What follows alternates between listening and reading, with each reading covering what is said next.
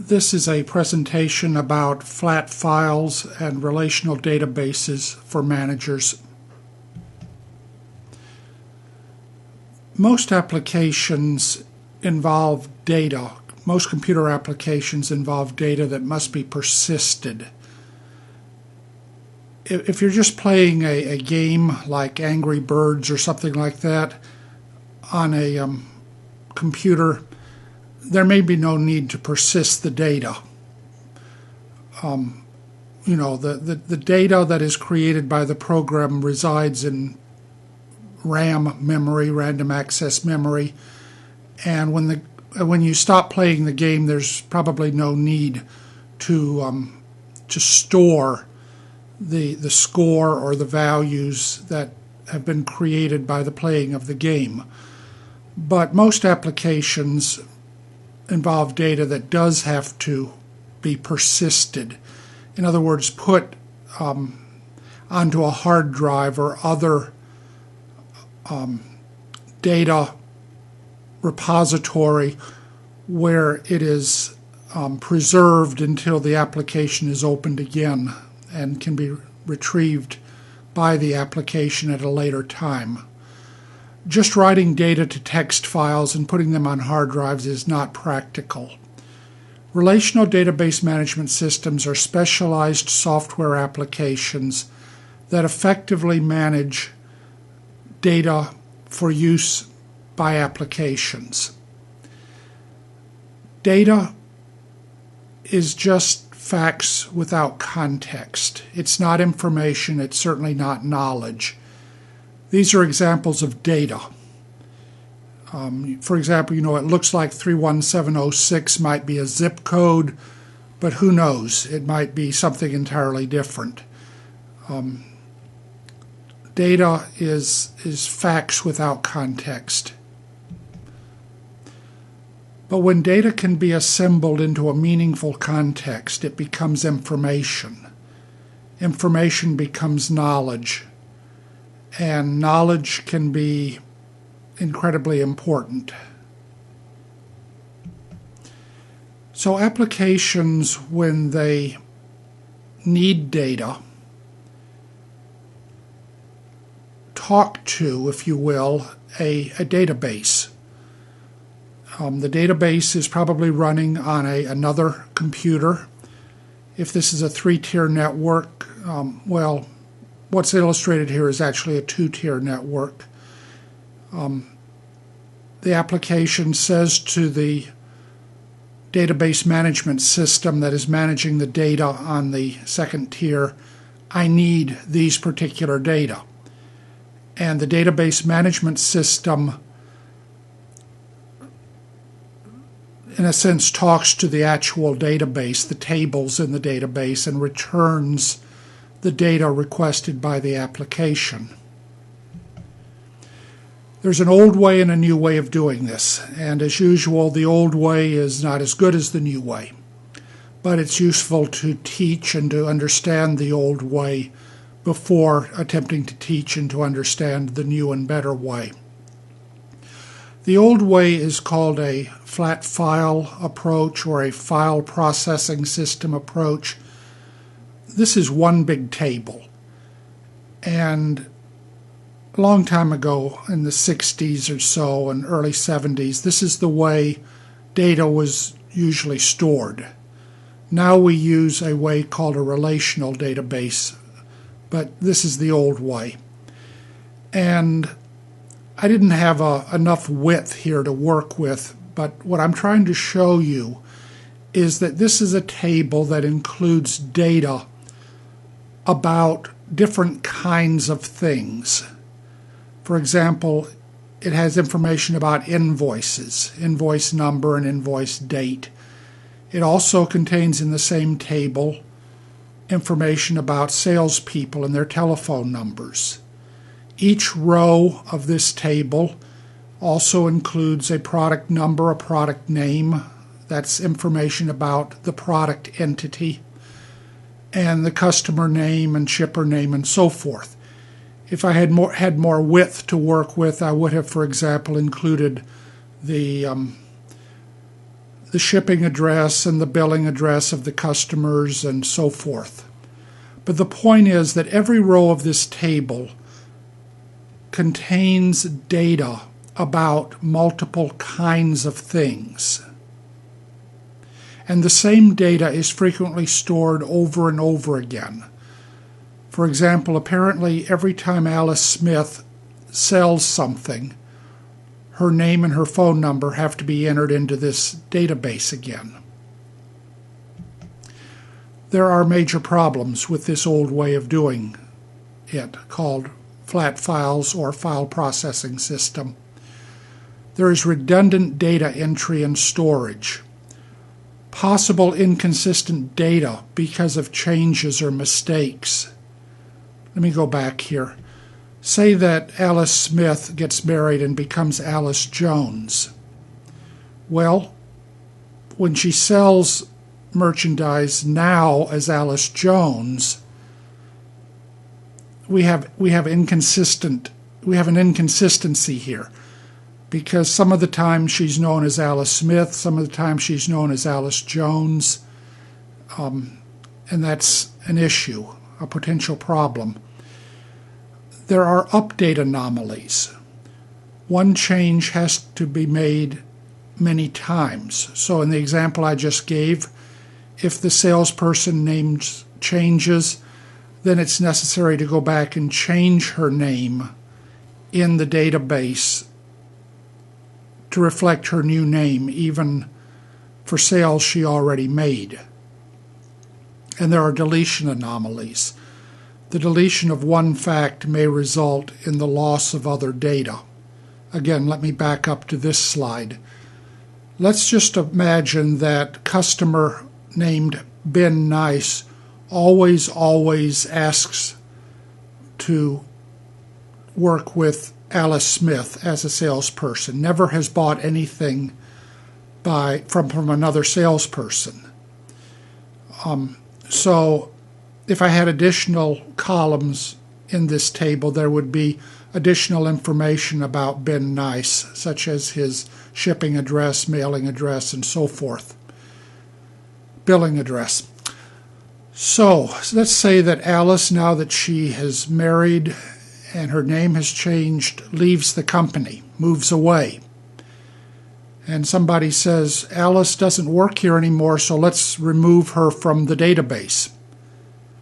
And the way things are done with computers, removing Alice from the database means removing all the rows in which Alice Smith's name and information appears. Well, we're going to lose not only the information about Alice Smith, which we intentionally deleted. Under this old-fashioned way of doing things, we're going to also lose everything we knew about Ben Nice, because his data appeared only on the Alice Smith rows of this table. So that's called a deletion anomaly, and is another major problem associated with this old way of doing things. The modern way is to store data by use of relational database management systems. Under this approach, every entity, in other words, every kind of thing, gets its own table in the database. And the tables within the relational database have relationships. The rows of one table are logically related to the rows of another table. And the relationship between the entities in multiple tables are held by the use of primary key fields and foreign key fields. Stay with me here, I'll explain this. Here's another example of a flat file for data storage. Imagine that this is an abbreviated version of a flat file database for a veterinary clinic. And owners come in with their pets and so forth. Suzanne owns a cat called Bob, who weighs 10 pounds. She also owns a cat named Fuzzy, according to this database. Fuzzy weighs 8 pounds. Henry owns Fido. Henry also owns Rover, and so forth. Suzanne has 2 pets, so data about Suzanne is stored twice. The same is true for Henry. Now here's the way that data would be stored in an incredibly tiny relational database with only 2 tables in it. There would be an owner table and a pet table. Owner is an entity, pet is an entity. In the owner table, we have 3 rows containing data about 3 owners: Suzanne, Henry, and Alice. In this case, only their telephone numbers and their names. Notice that we have what is called a primary key field, owner ID. We might have several people named Suzanne in our database, but if they are different Suzannes, they would have different owner IDs, and their data would appear on different rows of the table. The purpose of the primary key field is to be unique. Likewise, the pet table has information about each pet. Each pet has a primary key value in the pet ID column, but also in the pet table there's a foreign key field called owner ID.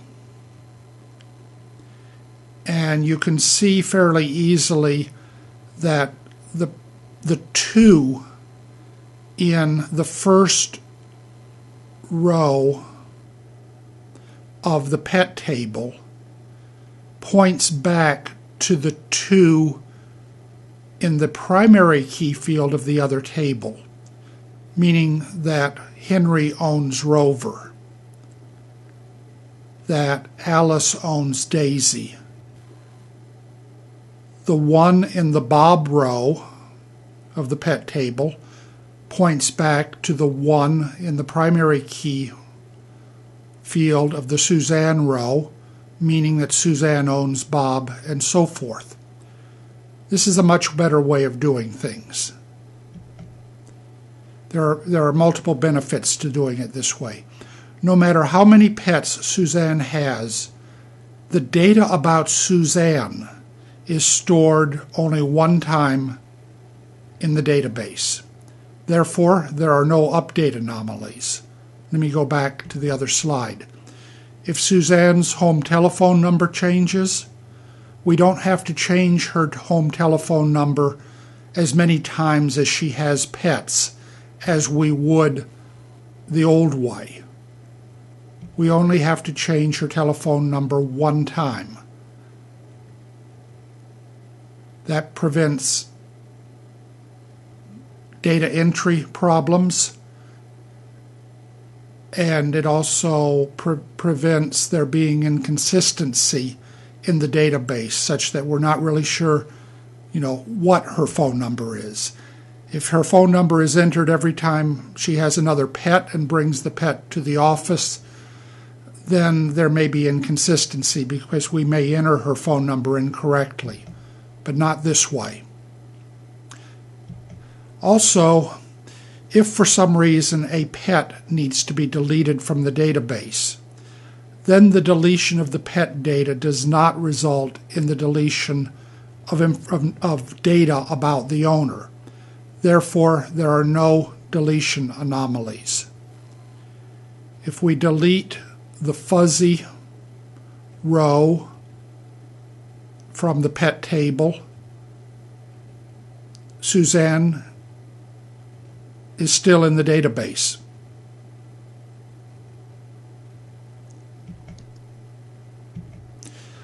So this is a better way of doing things. Notice that Excel is not a relational database management system. A lot of people think that it is because it kind of looks like a database application, because it has rows and columns, but it doesn't do what relational database management systems do. It is a spreadsheet. Excel is a spreadsheet. Its functionality is fundamentally different. Here's some examples of relational database management systems. Oracle, MySQL, Microsoft SQL Server, Sybase, Microsoft Access, and there are, of course, many other relational database management systems. There has to be a way for applications to talk to relational database management systems. I left the B out of the title. It should be RDBMS, Relational Database Management System. The way that this is done is that the programmer writing the application uses code, a kind of language, programming language called SQL, Structured Query Language. And soon we'll look at that a bit so that you'll understand a little bit about what that's about. Again, this entire series of presentations is intended for managers, not for prospective programmers or other technical experts. So in conclusion, most applications need their data persisted. Flat file systems are old and they are not ideal. Relational databases usually include many tables. Each entity about which data needs to be kept generally becomes its own table in the relational database management database. Relationships are held between tables by the values of foreign key fields. And structured query language, SQL, is the means by which applications talk to relational databases, requesting the data they need in order to construct information that becomes knowledge in the mind of the human user. I hope this helps, and we'll talk about SQL soon. Thanks so much.